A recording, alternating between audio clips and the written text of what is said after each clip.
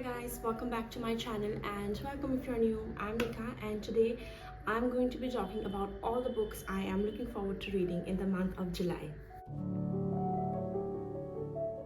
So I have 8 books that I really want to get to in the month of July, but first let me give you a glimpse of me making my TBR, July TBR page in my reading journal.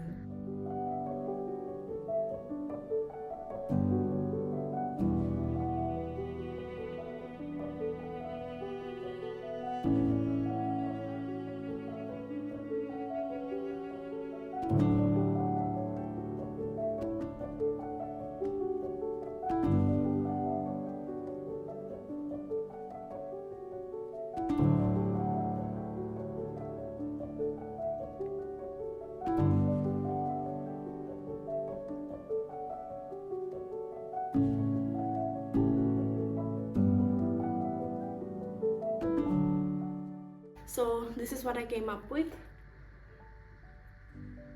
I really like it, and so without further ado, let's dive into the books. This month I think I have a good selection of books that were review copies that I want to buddy read with my friends, that I myself picked up based on Instagram recs and so on. So let's get started. Firstly, let's talk about a review copy that I received from the author, and that is The Forest That Ate People and Other Not So Scary Stories by Harshita Hiya. Now this is an author from Assam and she has written this amazing short story collection based on the Assamese ethos. So there's a lot of things that she has adopted from Assamese culture and something that I could relate to from the very first story itself. I have only read the first story in this book and I loved it, so I'm really looking forward to reading more. There are, there are 10 short stories, and the first one is Bordosila is Nowhere to be Found. So basically in Assam, Bordosila is the storm that happens sometime in early spring, like in April, just before we have our new year. So it's said that Bordosila is a girl, she's coming to her mother's house and she's so excited, she throws aside everything on her way, and that's why it's so chaotic, thunderstorms and everything that's happening at that time of the year. So that's the basic story around Bordosila, but in this story we see that Bordosila has lost her way while coming home. So it's a very interesting story, and based on that I am very excited to read the rest of these stories as well. So stay tuned, I'll share my thoughts at the end of the month. So this was the first book. Then moving on, let's pick a poetry collection that I really want to read.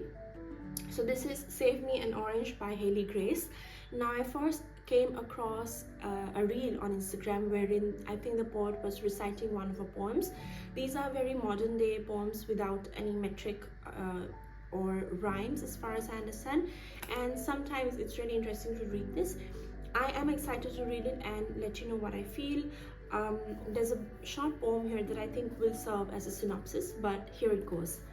Somewhere deep inside of your heart, the younger version of you created a home and will always live inside of you. So go outside and sit in the sun, call an old friend, or share an orange with your best friend. If you choose to do one thing today, choose life. Live a little while longer. Live for the little kid inside your heart who didn't know if you would make it past 16. So yeah, really excited to read it. I had it on my Amazon wishlist for the longest time, but it was at price at a really high amount, but recently it came down and was affordable finally, so I got my hands on this book and I'm really excited for this one. Then let's talk about a book that I'm going to buddy read very soon, and it is Ian McEwan's Atonement, and this is such a famous book, I'm sure you've all heard of it. I'm going to buddy read with Simran, who you might know as booktographer on Instagram, on Bookstagram. This will be her first time reading, but I have read it before and I'm definitely up for a reread. It's such a beautiful book, and I think this is one of the few instances where the adaptation is just as good as the book. So let me give you a brief synopsis from the back right here. On the hottest day of the summer of 1935, 13-year-old Brian Natalis sees her sister Cecilia strip off her clothes and plunge into the fountain in the garden of her country house. Watching her is Robbie Turner, her childhood friend who, like Cecilia, has recently come down from Cambridge. By the end of that day, the lives of all three will have been changed forever. Robbie and Cecilia will have crossed a boundary they have not even imagined at its start, and will have become victims of the younger girl's imagination. Bryony will have witnessed mysteries and committed a crime for which she will spend the rest of her life trying to atone. So this is a very beautiful, heartbreaking book, really. But at the same time, if you have not read this book, then I would definitely recommend you to read it and also watch the movie, because it's really, really good. And Keira Knightley in that green dress, it's such an icon. She's such an icon for that. But and it's such one of the most memorable outfits, clothes, dresses when it comes to movies, I think. So yeah, really looking forward to this buddy read. Then let's move on to another review copy, and this is The Ashes and the Star-Crossed. I can never say that name right. It is The Ashes and the Star-Cursed King by Carissa Broadbent. This is book 2 in the Crowns of Nayanika series. You might know the first book as The Serpent and the Wings of Night.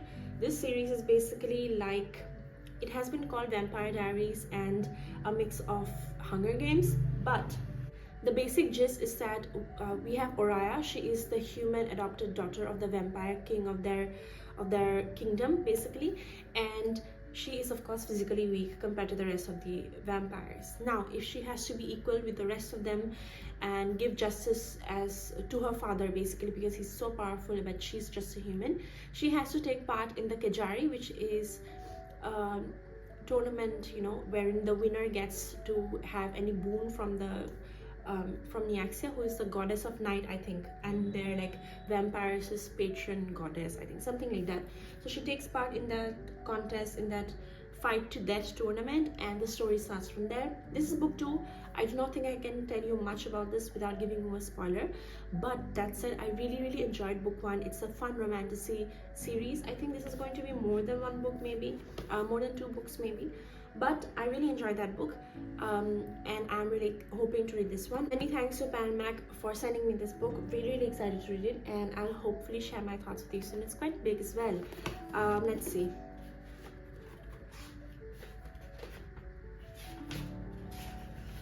It is 590 pages roughly, so yeah, looking forward to reading this book. Next up, we have a buddy read, and this is Tales from Assam's Boro Heartland, Whistles of the Sifung by Rashmi Nazari.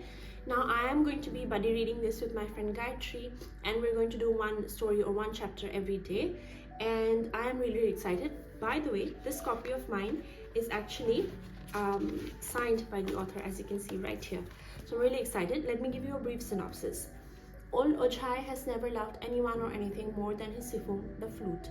Sometimes Ojhai's sifung overpowers scary spirits and sometimes it brings heaven's deity down to earth.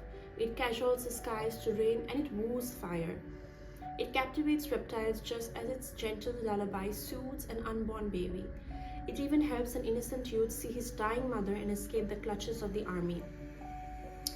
Spirits and humans, serpents and skies, fire and fireflies all surrender to the magic of Ojhai's music. It is the miraculous melody from his sifung that weaves through the fabric of lore, legend, and the culture of the Boros of Assam in this book. The 8 tales in this collection move through the real and fantastical to bring alive the threads of joy, compassion, and care that connect humans to nature and tradition, to stories and music, and above all, to each other. So, really excited for this. We're going to, like I said, read one story or one chapter every day, and it's just 8 chapters. So it shouldn't be too long. So yeah. Then we have another review copy that was sent to me by Penguin, and it is a short story collection, something that I really love, and it is Mouths to Speak, Voices to Sing by Kenneth Wu. There are around